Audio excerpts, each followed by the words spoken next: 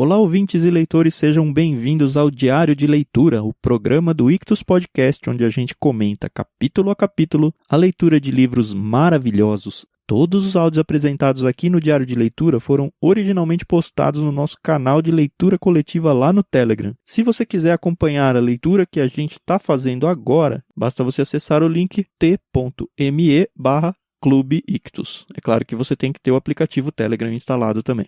A participação é gratuita, pode ficar tranquilo. Sem mais delongas, fique agora com os comentários de mais um trecho do livro Grande Sertão Veredas, de João Guimarães Rosa.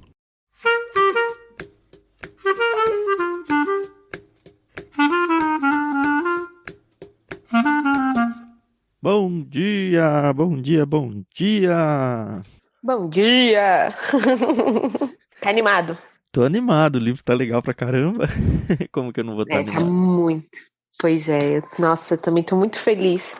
É tão legal quando a gente descobre que a gente fez uma boa escolha. É verdade. Estamos no quarto dia de leitura, hoje páginas 7h30 até 9h30. Já confessei aqui pra Carol que eu li até a 97 sem querer e foi tão legal, mas eu não vou dar spoilers nesse áudio não, tá? Obrigada. Enfim, página 76 a gente tinha parado mais ou menos onde o Zé Bebelo assumiu o bando, trocou de nome. Eles tiveram aquela briga lá com os Judas, eles ganharam, mas não mataram todos. Foi legal o jeito que ele falou isso, porque eu tinha ficado na dúvida na leitura de ontem, eu reli um trechinho. E aí diz assim, substância nossa não dava pra se acabar com aqueles Judas de uma vez. Aí, beleza, não mataram todos eles. Que dó, né? Eu não sei se é melhor ou pior que se eu tinha começado a matar, tivesse matado todo mundo. Quer dizer, eu não quero ter esse sentimento. Olha a cangaceira aí, ó. É. Mas o jeito que ele narra é como se fosse mais um, menos um, então tudo bem, né? Uhum. Ele vai pra uma cidade, um vilarejo, é um arraial, na verdade, que parece que ele tem medo do lugar. Eu não entendi muito bem essa parte. O tal do paredão existe lá. O senhor vá, o senhor veja, é um arraial. E aí ele descreve lá como um lugar super desabitado, que tá nascendo até grama nos tetos. E ele fica meio com medo daquele lugar, mas eu não entendi muito bem, porque não acontece nada, né? Não, acho que é só pra falar mesmo dessa cidade fantasma. No Nordeste, pelo menos na região do Sertão, tem muitos lugares assim, né, que são abandonados, por várias razões. Então, a gente encontra de vez em quando umas cidades assim, fantasmas. Sei lá por quê, né? É uma realidade que a gente no Sudeste aqui praticamente não vê, né? Ainda mais estando na capital aqui, a gente imagina isso de filme, mas de fato, isso aí existe no Brasil. Verdade. E é legal ver, né? Porque parece mesmo aquela coisa de filme, pelo que ele relatou aqui, né? De medo, Verdade. Ele fala que a meia-noite chega às 9, né? E ele tem tanto medo que ele fica com uma tocha de carnaúba nas mãos, né? Tanto que ele escuta uns barulhos e aí quando ele vai ver é um papagaio, né? Que tá bicando lá umas coisas lá. E aqui ele fala que ele não reviu mais o Diadorim, né? Então, eu acho que nessa parte aqui da história, ele se desencontrou dele. É porque eles ficaram em bandos separados, né? Então, quando o Zé Bebelo dividiu o grupo, acho que eles não ficaram no mesmo, né?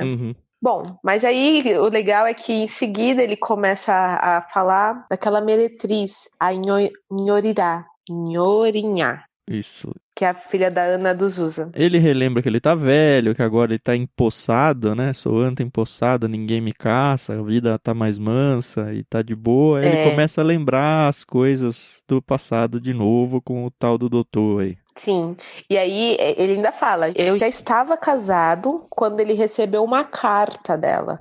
E ele fala, gosto de minha mulher, sempre gostei e hoje mais. Isso é legal que essa carta aí chegou rapidinho, né? Sedex 10, né? Então, pois é. 8 anos a carta demorou para chegar nas mãos dele. Tadinho. Porque ela só tinha escrito assim, Riobaldo que está com Medeiro Vaz. E essa carta ficou de mão em mão durante anos. Ele fala, passou por tantos homens que o povo nem sabia mais de quem tinha recebido. Quase não podia mais se ler de tão suja dobrada se rasgando. Mesmo tinha enrolado noutro papel encanudo com linha preta de carretel. Então você imagina o estado. E era uma carta simples, né? Eu até pensei que ela ia pedir ele em casamento ou falar que ele ia que ele que ela tinha sido um filho dele, né? Eu pensei isso. Isso, eu pensei isso. Aí eu falei assim, mas como é que a gente vai dar crédito à meretriz, né? Então, eu acho que, infelizmente, elas acabam ficando com essa fama de não saber quem é o pai dos filhos, porque, Por infelizmente, que elas, será, né? né? Porque elas não sabem. Não é. Enfim, mas não tinha nada disso. Era só uma carta simples, pedindo notícia e dando lembranças. Isso. E aí ele mesmo fala, pior que eu nem sabia se eu respondia, porque também não sabia se ela ia estar viva, como que ela ia estar, então, pelo visto ele não fez nada, né? E esse trechinho aqui todo, pra mim é ele filosofando sobre a vida dele, né? E eu considero uma das melhores partes do livro. Um pouquinho antes disso ele fala, tem horas antigas que ficaram muito mais perto da gente do que outras de recente data. Também aparece na citação daquele livro que eu mencionei ontem. Mas você percebe que ele é super saudosista, ele gosta de voltar, ele gosta de pensar. A verdade, falando da mulher lá, a verdade é que em minha memória mesmo ela tinha aumentado de ser mais linda. Eu não sei se todas as pessoas são assim, mas eu me identifico muito com ele. Se eu fico parado pensando, ixi, mas minha cabeça vai longe, voa e volta. Talvez por isso que eu esteja gostando do livro tanto. Pode ser. O que eu acho legal é que quando você lembra, assim, de alguma coisa da sua infância, por exemplo, sei lá, você lembra da casa do seu avô, por exemplo. Não era muito maior do que ela realmente é? O quintal não era muito mais amplo e você se divertia e tal? E hoje, se você vai no mesmo lugar, você fala, nossa, sei lá, é um espaço 3x3, é super pequeno, mas na tua cabeça é muito mais gostoso você lembrar de como era, né? Na sua cabeça. Eu acho muito bacana. Nessas memórias dele, ele diz uma hora assim, eu queria entender do medo e da coragem, e da gana que empurra a gente para fazer tantos atos, dar corpo ao suceder. E aí acontece uma coisa que tem muito a ver com esse negócio de medo e coragem, né? Achei fantástico essa parte, a partir da página 78, né? Essa narração que ele faz. Ele tinha uns 14 anos, ele diz, né? Ele tinha ido no tal de Porto do Rio de Janeiro. Era um porto, é de um ribeiro do lado do São Francisco, né? E aí ele conhece lá, na verdade ele tá indo lá pra tentar pegar esmola no porto, porque ele tinha ficado doente, bem feio assim, e a mãe tinha feito uma promessa. E se ele se curasse, ela ia pegar a esmola pra pagar pra um santo, uma parte, e depois... É legal essas coisas assim, né? Dar uma parte pra um santo e jogar uma outra parte no rio que ia andar até não sei aonde. Essas coisas até o santuário do Santo Senhor Bom Jesus da Lapa, lá na Bahia. Pois é. E aí ele vai pro Porto, amando da mãe, uns 14 anos, e lá ele conhece uma figura bem legal. Então, e assim... Eu não achei o nome do menino, você achou? Não, acho que não aparece mesmo. Ele nem fala, né? Então ele conhece um homem que era, sei lá, tipo um fazendeiro, mas a fazenda dele não tinha produzido arroz e ele tava indo comprar arroz nesse porto. E sei lá, pelo que ele fala aqui, ele não tava se sentindo muito bem por estar comprando esse arroz, porque afinal de contas ele era um agricultor, né? Mas enfim, nem é essa a figura central. Tem um rapaz junto com esse fazendeiro, um menino que se é mais velho que o Riobaldo é pouca coisa. 1, 2 anos, talvez. Ele é filho do fazendeiro, né? Ou sobrinho? Sobrinho. Verdade. E aí o Riobaldo começa a narrar como era o menino. Ele primeiro fala que o menino tava pitando cigarro. Era um menino mocinho, um pouco menos do que eu. Então ele era mais novo que o Riobaldo. Ou devia regular de minha idade. Ali estava com chapéu de couro, sujigola baixada e se ria pra mim. E aí eles começam, o Riobaldo se esconde a sacola dele, que ele fica com vergonha, né, de estar pedindo esmola, e se aproxima desse rapaz, né? Percebe que o menino é mais rico e tal. Isso. E aí o rapaz fala, vamos pegar um barquinho e vamos não sei pra onde? Vamos navegar. Passear de canoa, né? Isso, aí o Riobaldo fala assim, lá é bom? Aí ele responde, sim, demais. Enfim, aí eles pegam uma canoazinha lá. Depois eles até falam qual é a madeira. O rapaz que vai remar também tem a idade deles, é um molequinho. Só que o Riobaldo tá morrendo de medo da canoa virar, porque ele não sabe nadar. E a canoa se equilibrava mal, balançando no estado do rio. Eles falam que era uma cavada no meio de um tronco de árvore, né? Alguma coisa assim. Isso. E que de tantas outras madeiras que tinha, essa madeira que foi feita essa canoa não flutuava direito. Se ela virasse, ela ia afundar. O cara fala, eu não sei se era um caô pra tirar sarro dele, Ou se... Pois é. Enfim, é madeira, né? Mas vai saber. É. E aí ele fica todo preocupado, porque ele fica, ai, se virar eu vou morrer afogado. E aí os outros 2 meninos começam a ficar de pé na canoa, porque querem pegar um pedaço de pau lá, de maracujá, sei lá. E aí ele fica, não, senta aí, porque eu não sei nadar. E o menino rico fala, eu também não. E tá tudo de boa, né? É legal porque no começo o Riobaldo ele fica com vergonha de falar que tá com medo. Então ele tenta disfarçar e tal, mas não rola, né? E aí a canoazinha vai andando e começa a se aproximar do São Francisco, né? E aí ele fica apavorado, porque, cara, é um fiozinho de cabelo perto de uma imensidão de quase um mar ali, né? Pois é. Aí o Riobaldo pergunta pro menino, você nunca teve medo? E ele respondeu, costumo não. Meu pai disse que não se deve de ter. Aí o Riobaldo fala, ao que meio pasmei. Aí o menino rico fala, meu pai é o homem mais valente desse mundo. E aí eles param o barquinho, entram lá no matagal. Eles conseguem atravessar o São Francisco, o que é uma agonia infinita, assim, o texto todo agoniante para o Riobaldo. Mas eles chegam, enfim, finalmente, com muita sorte, do outro lado. Pois é. E aí o Riobaldo quer fazer xixi, e aí o menino fala, vai pra lá, porque eu tenho nojo dessas coisas. Eu, ai caramba, viu? É que é moleque mesmo. E aí, pra mim, foi uma cena narrada em seguida que eu falei, gente, que loucura. O Riobaldo tá lá, terminando de fazer xixi, aparece um mulato, perguntando, você está aprontando? Aí você já vê que esse cara já não tá com as boas intenções, né? E aí ele fala, eu também quero. Ai, dá uma raiva de gente assim. E aí eu pensei, putz, agora, né, vai acontecer uma desgraça. E o menino rico fala, vem cá então. Eu falei, nossa, olha que safado. Pensando já besteira, né? Ele fala assim, você, meu negro, está certo, chega aqui. A fala, o jeito dele imitavam de mulher. Então era aquilo, e o mulato satisfeito. Então era aquilo, tipo, o Riobaldo não tinha entendido nada até então, né? E o mulato satisfeito caminhou pra se sentar juntinho dele. Aí você fala, vai dar ruim, né? Eu falei, vixe, agora que vai começar os anos de terapia. Uhum. E o interessante é que esse trecho fala assim, Urutu dá e já deu bote?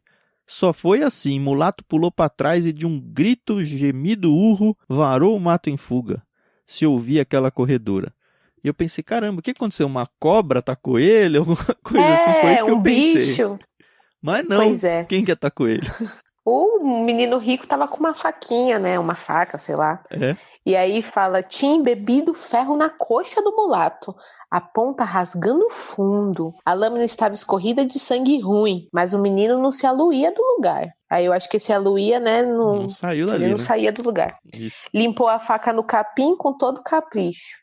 Que seca e corta. Foi o que disse assim dizendo. Isso. E aí o Riobaldo ficou desesperado. Ele falou, ele vai buscar os amigos dele, eles vão em tudo matar a gente. Vai dar um ruim danado. E o moleque lá, de boa, sem medo nenhum. E aí o tempo todo, tanto na parte do rio, lá da canoa, que o Riobaldo ficava, como que esse moleque não tem medo, não tem medo? Ficou nessa questão de, ele é destemido mesmo. E agora o Riobaldo, vamos embora. Aí o moleque se levantou, me chamando pra voltar. Mas veio demorão, vagarosinho, até onde a canoa, e não olhava pra trás. Não, medo do mulato, nem de ninguém, ele não conhecia.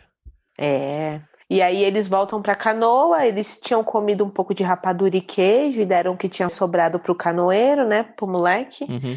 E aí tava todo mundo bem. E aí o Riobaldo pergunta de novo pra ele, você é valente sempre? O menino estava molhando as mãos na água vermelha, né? Uhum. E tava pensando. E aí ele falou assim, eu sou diferente de todo mundo. Meu pai disse que eu careço de ser diferente, muito diferente. E aí o Riobaldo fala, e eu não tinha mais medo. E aí depois volta a conversa com o doutor e ele fala, ele fica nessa pergunta recorrente, né? Por que é que foi que eu precisei de encontrar aquele menino? E foi, acho que, o que virou a chave na vida dele nessa questão da coragem, né? De abandono do medo. Verdade. Aí em seguida a mãe dele falece, né? A gente descobre o nome dela, né? Bigri. E aí a gente descobre que ele tinha um padrinho, o senhor Celorico Mendes, e que o homem era ricaço. Ele pega o Riobaldo pra criar. O Riobaldo, já no episódio do Rio, ele tava com 14, né, que a gente falou? Isso. Então já é adolescente aí, e aí ele vai com o tal do Celorico Mendes e vive vida rica, né? Vida pomposa. Ele fala que ele nunca foi de ficar pedindo nada pro padrinho, mas o padrinho também nunca negou nada a ele.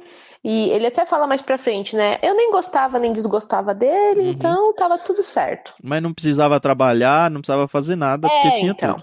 E ele ainda fala, eu gostava de comer e aqui eu podia comer bem. Então, e a gente vê que o Celorico Mendes, pelo visto, não tinha filhos, né? Porque não cita aqui família. Não, até depois quando a gente fica sabendo que ele herda dele 3 fazendas, e aí a quarta fica pra mulher dele, que acho que era escrava e virou mulher, qualquer coisa do tipo. E aí eles começam a conversar, né? O padrinho quer conhecer um pouco mais ele e descobre que ele nunca foi pra uma escola. E fala, então eu vou te mandar pra uma escola. E outra coisa que é importante dizer é que o Celorico Mendes era muito medroso. Ele era medroso, mas ele adorava os cangaceiros lá, os cangaceiros não, né? Os sertanejos, os jagunços, isso. Eu fico falando cangaceiro, mas não teve nenhuma vez que falou cangaceiro no livro. É porque na minha cabeça é tudo a mesma coisa, mas vai que não é e eu tô sendo injusto aqui, sei lá, né? Eu acho bom, enfim, vamos de jagunço mesmo. Isso. E aí ele vai estudar com o mestre Lucas. Que era um professor que tinha lá na cidade, e diz que esse mestre Lucas, ele era um bom professor, mas ele era severo, né, que ele dava palmatória, né, batia às vezes na sala toda, mas o povo gostava dele, né, os alunos gostavam dele. E aí a gente percebe que o Riobaldo, ele gostava de estudar. E ele era bom nisso, tanto, né? Então... que aí ele até virou meio que um professor substituto, né, das crianças, dos meninos menores, né? Ele ensinava letras e tabuada para os meninos. Sim. Eu acredito que a escola nesse contexto aí era muito parecido, para quem acompanhou o seriado da Anne de Green Gables lá no Netflix. Deve ser meio assim, né? Uma pessoa só dando aula para um monte de criança de várias cidades diferentes, todas as matérias junto. A escola que os meus pais estudaram era assim. Era uma professora. Aí a sala da professora, a sala de casa da professora, ela era a sala de aula e tinha criança, sei lá, desde os 6 anos até os 15. Isso, seus pais no Nordeste, né? Isso, não é uma coisa muito distante. Minha mãe tem 50 anos, então... E aí a gente vê que eles arranjavam umas namoradinhas, né? Pra lá e pra cá. Tá na idade, né? Ele fala da tal da Rosa Warda, que ela era filha do Assis Uababa, um vendedor de... Ele era turco. Isso. Ele era turco, um vendedor, e aí ele se engraçou com essa tal de Rosa Warda. E ele gostava do Assis Uababa também. E o Uababa gostava dele, né? Eles visitavam a casa um do outro. Isso. E a Rosa Warda fala lá, né? Assim mesmo afirmo que a Rosa Warda gostou de mim, me ensinou as primeiras bandalheiras e as completas, que juntos fizemos no fundo do quintal, num esconso, fiz com muito anseio e deleite. Eu acho que acabou a virgindade dele aqui, né? Pelo menos foi o que eu entendi. E aí a gente vê assim que ele vai narrando até mais ou menos, pelo que eu entendi aqui, uns 17, 18 anos, né? E aí ele estudava fora, mas o padrinho dele mandava buscar ele em novembro, né? Nas férias. E aí diz que numa madrugada ele tava na casa do padrinho dele e os cachorros começaram a latir e alguém tava batendo no portão e aí tava fazendo um frio e é que ele fala: e quando tão moço eu custava muito a me levantar, não por fraca saúde, mas por preguiça mal corrigida. Aí a gente vê que ele demorou assim e quando ele já entrou na sala de casa tinha uns homens e achei muito legal como ele narra, né? Como eram os homens, todos de chapéu grande e trajados de capotes e capas, arrastavam esporas. Ali entraram com uma aragem que me deu susto de possível reboldosa. Admirei tantas armas, mas eles não eram caçadores, ao que farejei. Pé de guerra. E aí, como o padrinho dele gostava, né, desses jagunços, né, mandou todos entrarem, mas eles não se sentaram. Mandou acordar lá uma das empregadas para passar café para eles. E quem que tava lá? O Joca Ramiro, que era o líder, né? Que acho que é a primeira vez que ele vê ele na vida, né? Já com aquele ar de, puxa. E só pra quem tá um pouco perdido ainda, acho difícil você estar, mas se a gente for pensar no bando que o Riobaldo tá participando lá, do começo, ele já mais adulto, hoje eles estão liderados pelo Zé Bebelo, que assumiu o posto no lugar do Medeiro Vaz, que tinha assumido o posto no lugar do Joca Ramiro, que tinha sido assassinado por 2 jagunços, que de alguma forma foi traição, por isso que chamam o grupo deles hoje de Judas. E aqui aparecem dois, né? Dos lados ombreavam com ele 2 jagunções. Depois eu soube que seus segundos, ou seja, eram os braços direito e esquerdo aí do Joca Ramiro. Isso. Um se chamava Ricardão, corpulento e quieto, com um modo simpático de sorriso, compunha um ar de fazendeiro abastado. O outro, Hermógenes, homem sem anjo da guarda. Esse é o que tem o pacto com o Cramulhão lá. Com Demo, isso, com coisa ruim. Pode até ser que já tenha ficado claro, mas talvez pra mim só agora. Será que esses 2 que mataram o Joca Ramiro não foram justamente esse Ricardão e o Hermógenes? Pode ser, né? Vamos descobrir, tenho certeza, mais pra frente. Uhum. E aí, enfim, eles ficam ali um tempo, né? Tomam um café, uma coisa assim. E aí eles vão embora, né? Eu não sei quanto tempo eles ficaram, se foi uma noite, um dia. Mas eles não ficaram muito tempo. Ficaram conversando ali, só que eles começaram a se chatear com o Celorico Mendes, né? Porque o homem só falava disso.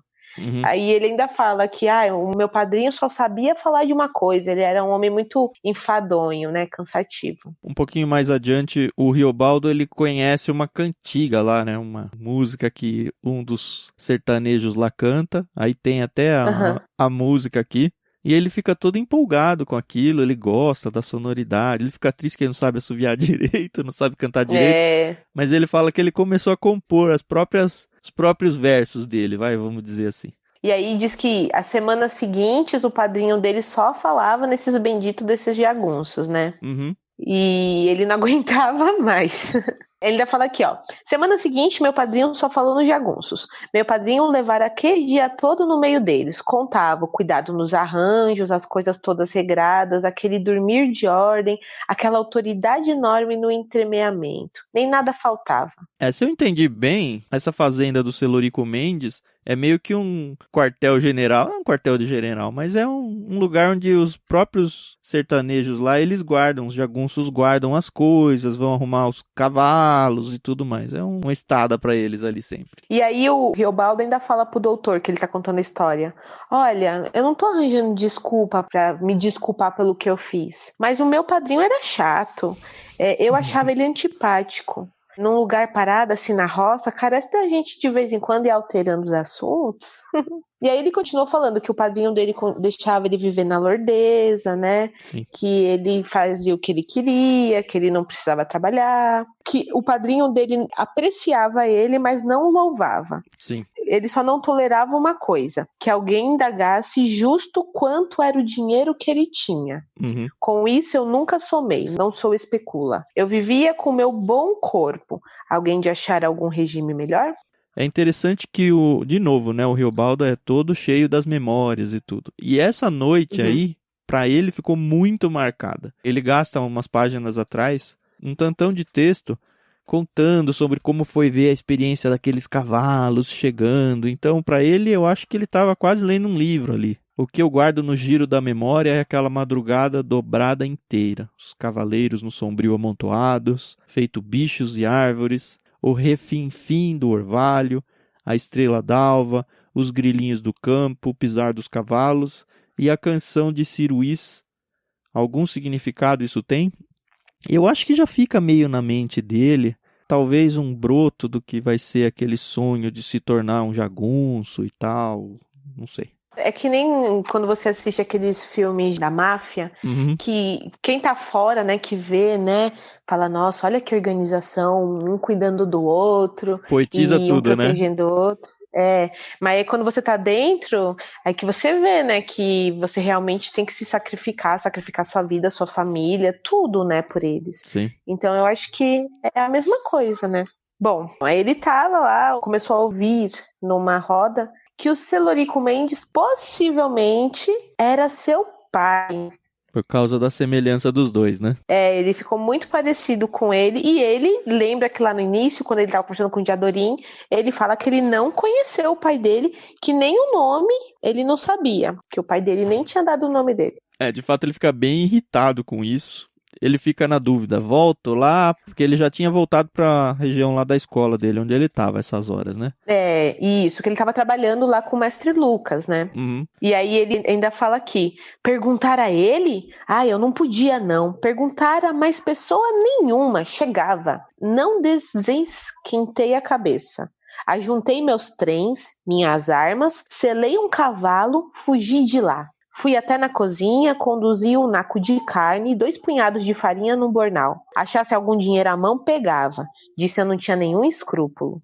Virei bem fugido, toquei direto para o curralim. Que era onde estava o Solerico, né? Isso. Aí ele pergunta, por que eu fiz isso? Sei ou não sei? Aí ele fala, de As eu pensava claro, acho que de Bs não pensei não. Eu queria o ferver. Então é aquele tipo de... É uma fã da adolescência, Carol, é isso. Então, que a gente faz sem pensar, né? Aí ele vai e fica pensando, onde eu vou? Vou no Mestre Lucas? Não, não vou. Ah, eu vou ver o Nhô Maroto? Não, não vou.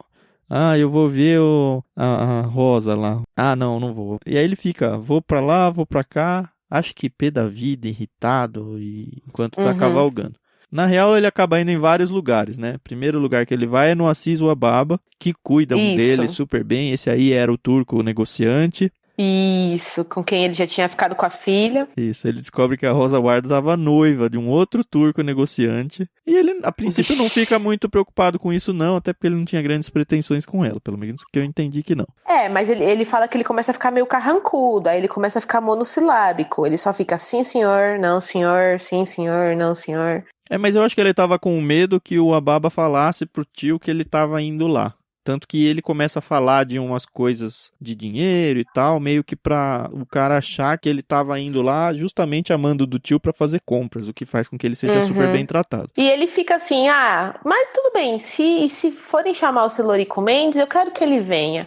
Porque se ele vier aqui e falar, não, volta, fica comigo, eu vou gostar. Mas ao meu tempo eu não quero que ele venha, não.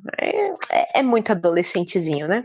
Ele fica, tá, mas e se ele não vier? O que eu vou fazer? Ele fica nessa. Aí aparece de novo o alemão Wups.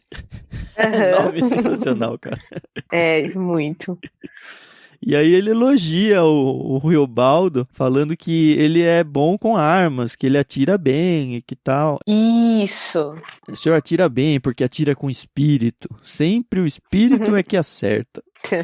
E aí depois ele pensou em ver o Mestre Lucas. Aliás, antes disso, ele fica com a ideia de tentar mudar de vida. E aí ele fala, seu Vup, o senhor não quererá me ajustar em seu serviço, não? Minha bestice. Ali nem acabei de falar e em mim eu já estava arrependido com toda a velocidade. Ideia nova que imaginei que mesmo pessoa amiga e cortês, virando o patrão da gente, vira mais rude e reprovante. Mordi a boca, já tinha falado.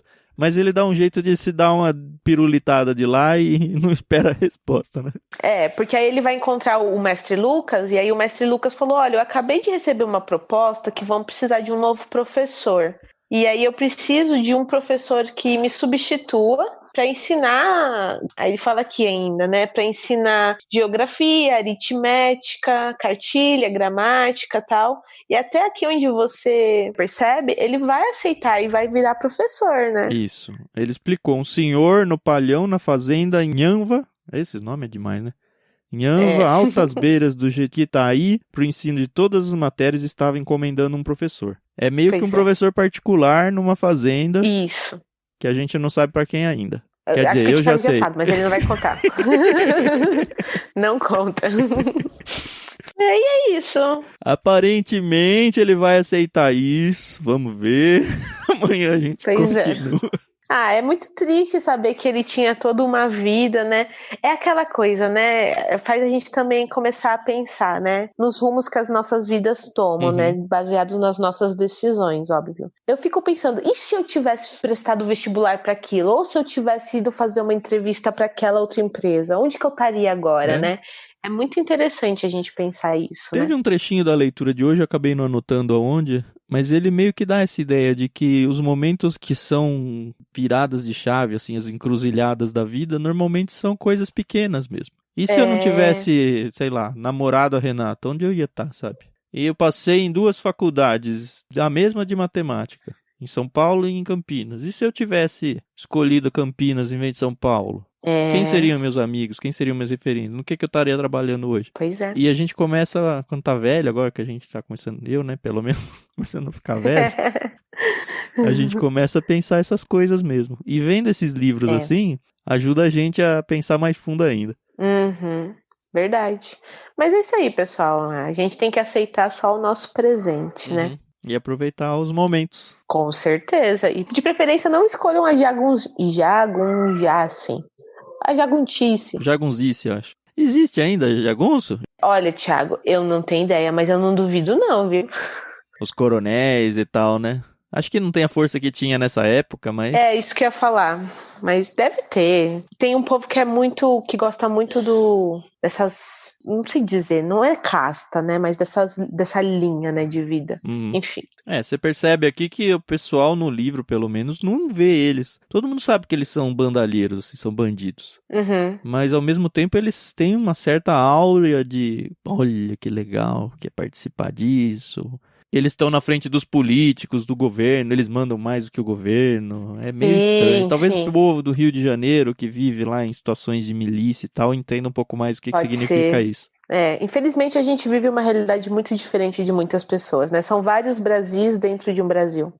É isso, vocês estão gostando da leitura? Escreve aí pra gente. Se de repente você tem alguma experiência sua ou da família mais perto dessa realidade, conta pra gente, vai ser legal conversar sobre isso. Vai mesmo. Poxa, eu vou perguntar até pro meu pai como que era na cidade dele, como é que funcionava essa questão aí, se tinha jagunço, como é que eles se chamavam. Amanhã eu venho contar um pouquinho pra ver se é parecido com o que a gente tá lendo. Legal. Então amanhã a gente volta pro nosso último dia da semana lendo, a gente vai da 97 até a 118. E vamos seguir firme aqui que tá legal. Isso aí, pessoal. Então até amanhã. Tchau, tchau.